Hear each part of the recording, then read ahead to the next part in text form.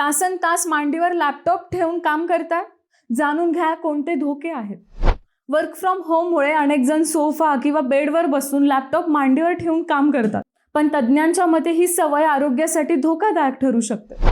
लॅपटॉपमधून निर्माण होणारी उष्णता त्वचेच्या थेट संपर्कात आल्याने लालसरपणा, खाज, जळजळ आणि काही प्रकरणांमध्ये टोस्टेड स्किन सिंड्रोम सारख्या समस्या निर्माण होऊ शकतात।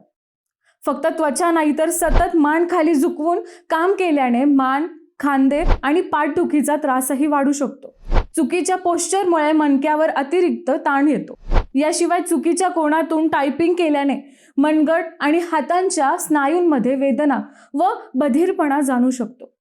काही संशोधनांमुळे पुरुषांच्या प्रजनन आरोग्यावरही अतिरिक्त उष्णतेचा परिणाम होण्याची शक्यता व्यक्त करण्यात आली आहे।